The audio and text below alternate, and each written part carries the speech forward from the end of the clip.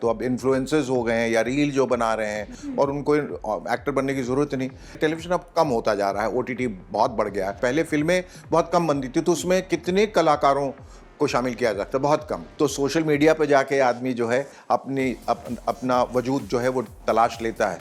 Sir, आपको लगता है अभी के टाइम पे अपॉर्चुनिटी भी कम है थोड़ा पहले से ज़्यादा?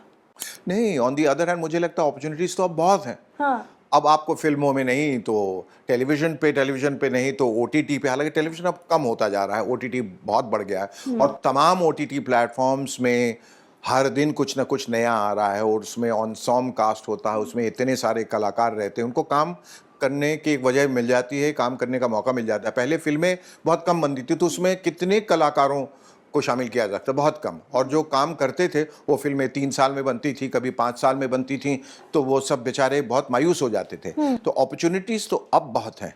मुझे लगता है कहीं कुछ ना हो तो सोशल मीडिया पे जाके आदमी जो है अपना वजूद जो है वो तलाश लेता है, अपना स्टारडम ढूँढ लेता है। तो अब इन्फ्लुएंसर्स हो गए हैं या रील जो बना रहे हैं या अपना खुद पॉडकास्ट कर रहे हैं, यस। तो ये लोग अपनी-अपनी जगह मेरे ख़्याल से बहुत बढ़िया काम कर रहे हैं। सर, बट इन्फ्लुएंसर्स ने टेक ओवर कर लिया है। क्या वो एक्टर्स की जगह ले पाएंगे लेकिन? ले पाएँगे अगर मेहनत करें और वो बनना चाहें अभिनेता, तो हो सकता है वो जो काम कर रहे हैं उसमें ही खुश हैं और उनको एक्टर बनने की ज़रूरत नहीं। लेकिन अगर है तो एक वाक़फ़ियत जो है अपने दर्शकों से पहले ही हो गई बिल्कुल। है ना? तो वो चूँकि एक राब्ता, एक रिश्ता बन जाता है, तो उनके लिए शायद जब वो अभिनेता बनेंगे तो लोग चूँकि उनको पहले से पहचानते हैं तो उनकी एक्सेप्टेंस अच्छी तरह से होनी चाहिए। कि जब आप बिहार से जी, आए थे जी, यहाँ जी। पे और आज जब आप अपने आप को देखते हो और अपने बेटे को देखते हो या अपने परिवार को देखते हो कि हाँ, मैंने कुछ तो किया है, वो कैसा फीलिंग होता है सर? बहुत अच्छा। मैं बेटे की तरफ देख के कहता हूँ, बच्चों तुम्हें तो सब कुछ आसानी से तो नहीं मिला, लेकिन ये है कि उसको पहले से एक ज़मीन मिल गई थी। राइट। मुझे मेरे पास तो कुछ भी नहीं था। पर ये उसकी खुशकिस्मती है और ये मेरी बदकिस्मती थी। बदकिस्मती भी ना कहूँ, मैं कहता हूँ कि मैं भी सौभाग्यशाली था क्योंकि मुझे अ, मैंने मेहनत से कभी परहेज़ नहीं किया।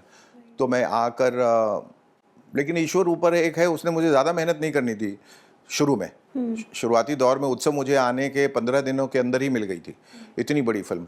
और उसके बाद संघर्ष का दौर शुरू हुआ क्योंकि फिर आपको जो ज़मीन आपने तैयार की है, उस पे खड़े रहना है और टिकना है। तो बड़ी जद्दोजहद, बहुत मेहनत और बहुत ज़्यादा मेहनत और लगन के साथ मैंने काम किया और ईश्वर ने मेरे लिए कई रास्ते खोले। तो बहुत सारी चीज़ें जो मैं करना चाहता था, मैं कर पाया। तो पीछे मुड़ के देखता हूँ तो बड़ा खुशनुमा सफ़र रहा, बहुत खूबसूरत सफ़र रहा है।